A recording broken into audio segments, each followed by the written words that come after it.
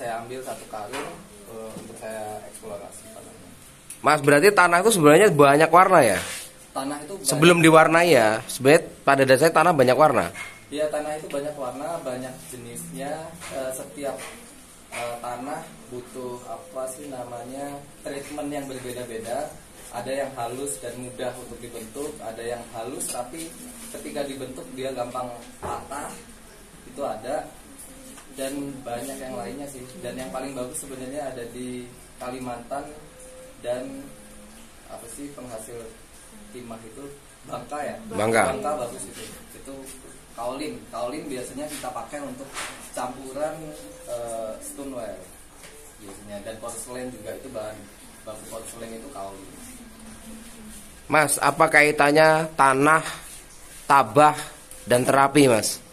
Tanah, tabah, dan terapi. Saya mau nulis tentang itu nanti setelah ini. Belum kepikiran lagi, jadi spontan.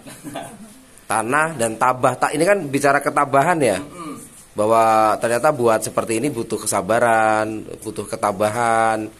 Ada cewek-cewek cantik datang ke sini, sampai kan nggak tahu background dia ngapain mau ke sini. Ternyata tadinya cuma pengennya 10 menit, bisa sampai aja berapa jam tuh? Bisa 3 jam.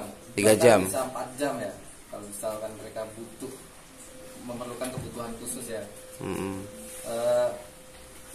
Tanah kan beraneka ragam. Kita butuh ilmu untuk mendapatkan tanah mana tanah yang bagus, mana tanah yang kurang bagus kualitasnya. Harus butuh eksplorasi yang cukup panjang juga untuk mendapatkan tanah itu bisa dipakai atau enggak. Lalu akhirnya dalam proses pembentukannya juga kita butuh apa namanya, kesabaran, terus proses kreatif juga butuh waktu yang cukup panjang sehingga mendapatkan bentuk-bentuk yang unik dan orisinil ya. Itu yang paling penting adalah orisinil.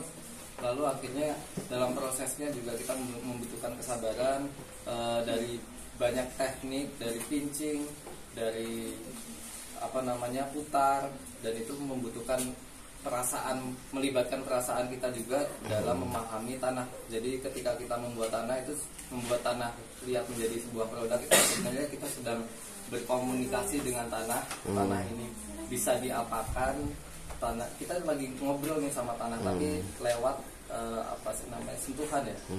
Berkomunikasi lewat sentuhan. Kamu tuh bisa diapain gitu. Oke.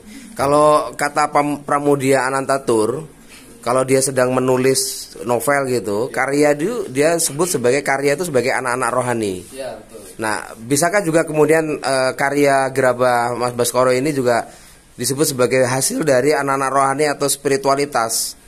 Ada sebuah pertemuan batin bahwa saya sedang melakukan ini, tapi hasil karya ini adalah bagian dari ekspresi jiwanya. Betul. Jadi sangat betul sih, saya biasanya nyebut hasil-hasil karya-karyaku ini ya mereka anak-anakku. Karena mungkin orang lain ketika melihat karyaku yang sebegitu banyak, itu sudah mengenali.